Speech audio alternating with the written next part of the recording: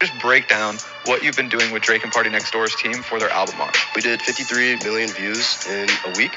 His album went #1 in 7 days. They gave us a budget to pay out their audience, pay out clippers and UGC creators to just make content like around the album. Anything. What's your end goal, right? Like, what's your why? Like, well, I figured mine's out a little while ago. I said one of the things I want to do with y'all when I talk about music is be able to get to talk about my music, right? Be able to talk about the intellect, what I have in my head about music, and also be able to help other, young people out there that want to make music to understand the music business a little bit more with the information that I have. I see that video going a bit viral, right? And of course, when you get these videos with information, people they jump on it.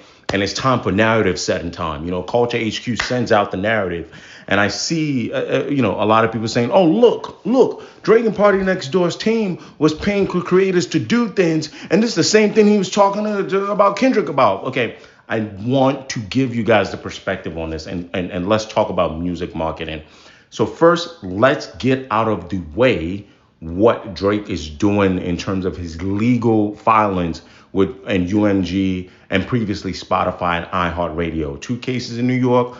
2 cases, one in New York, one in Texas. Okay. One deals with defamation, right? The UMG saying, hey, you actively promoted a record and or push buttons on a record that defamed me, all right? And you did a little collusion there. I'm under the same record label. Now, I told you I'm not going to do PR for UMG per se, but I will tell you what the pushback could be from UMG, which is, hey, dog, listen, you've released records for us under us, defaming someone else, right? With Family Matters, if it wasn't true, right?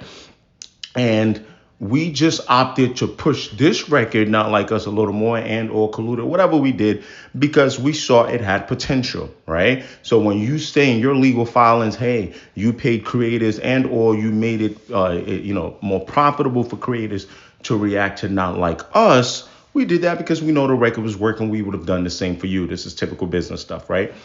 That is a difference from what this gentleman is talking about as far as Drake and Party's team, which is probably people at Santa Ana, right?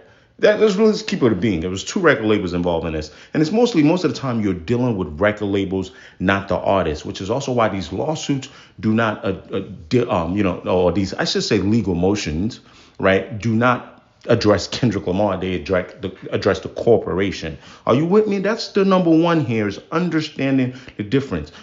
Trying to get Nokia trending has nothing to do with defaming someone else. This is why I say, what's my why, right? I want to get, people that want to either make music or be involved in the music business to understand